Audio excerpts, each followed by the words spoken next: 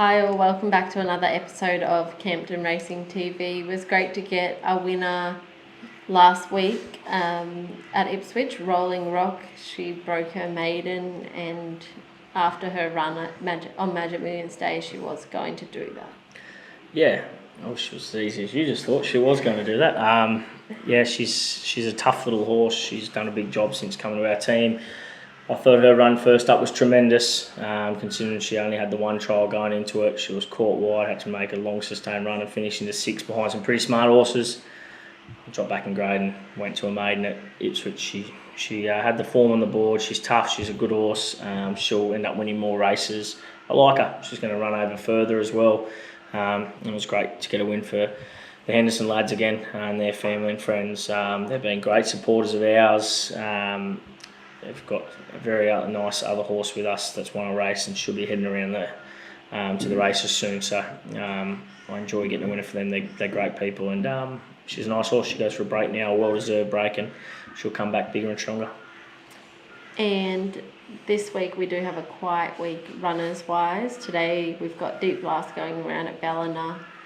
First up, he was second, so hoping for one better today. Yep, should be very hard to beat. Has to carry a fair lump for. He's not the biggest of horses, but he's a strong little horse. It's not a walk in the park this race. A couple of handy horses, and obviously they've got to carry weight as well. But if he jumps well and sits behind the speed, or may even lead, we'll just let Chavez sum that up. He should be too good from his come on. He's very, very bright within himself. He swam this morning. He was carrying on, coming back, so he's well. He's been to this track. He's raced well. He's ready to rock and roll. And Jester Jedi heads to the Sunshine Coast on Saturday over 1800. Yep, starting to get up to his trip now. I thought his run the other day was good. He just needs room, this horse. He'll come down the middle of the track with one foul swoop on Saturday. Barrier 12's not the worst for him. Quick backup's good, down in the weights. Obviously not 54, he's a kilo over with Andrew, as he doesn't ride 54, but good rider.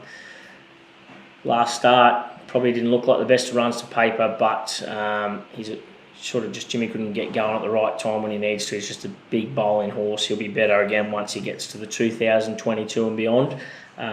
He's knocking on the door and he's not far away from the win.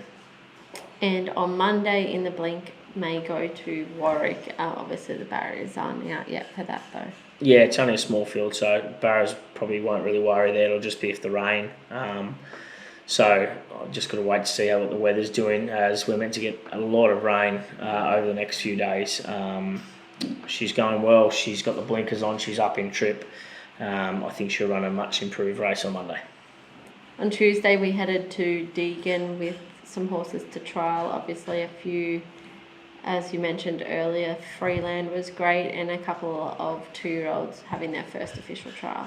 Yeah, she's probably quickly become one of my favourite horses in the stables. I love this horse. I think she's got so much ability. She's not the biggest horse, but she's tough. She's sassy. She's got all the attributes to be a good horse. She'll possibly head around for another kill at Moolumbar Sunday week in a 58 fillies and mares, which I know she's better than that, but it just works out perfect for her program. And then she may head back to the races to the Gold Coast for the first time a couple of weeks after that, where I'd like to get 2 or 3 runs out of this preparation, tip her out again and start again with her. She's a horse that's still improving. She's going to go places, and I think she's a pretty handy little horse. A 2-year-old Sajid, I think he's a pretty smart horse. He could be a horse in time that we could be talking about, looking back at the way he trialled and the way he's gone about his business in his first preparation. I sort of baffles me every week. I trot him up and always look at him to think, is there an issue with him or anything, just because he is so tough and cops all the work that we've thrown at him. He hasn't had too much, obviously, hard work thrown at him, but he's just kept getting better and better with every week. His trial the other day was great, I thought. It was good to see Jimmy on him, take a little sit behind him and make him learn what it's all about at the moment. Before that, he wanted to do everything so fast, 100 mile an hour, but he'll have another jump out next Thursday on the grass out at Bow Desert, and then he'll be off to the races either the Saturday after. He may go straight to town, or the Wednesday after, or there's possibly a Saturday week after that. There's a Gold Coast 2-year-old race as well. So just want to pick the right race for him. He possibly will only have 1 or 2 this prep. I've got to take it each day at a time, but he's a very, very nice horse. I've got a good opinion of him. And obviously just a couple of runners this weekend. What's your best bet? Oh, Jesus. I'd say definitely Deep Blast today. it's hard to go past him. He's favourite. He's obviously a bit shorter. If you're wondering where all these flies come from, when Magic Millions finishes their sales, they don't like cleaning the boxes next door, so we just get a few more flies around the place. But yeah, definitely Deep Blast. He's very well. And lastly, I just want to say thank you to everyone who's got involved in our yearlings. Probably the most exciting ones we've bought since starting Campton Racing. There is a couple of shares left in some of them, which I'd be getting involved pretty quickly, as they're going to not last long there.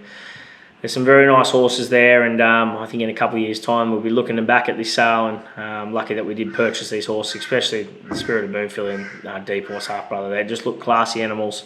I'm excited to get them into their breaking in process. They'll have a break after that, and they'll start coming into the stables. You know, they're horses that'll get up and going. They're tough. They look like tough little animals, and I can't wait to see what they can do in the next stage of life.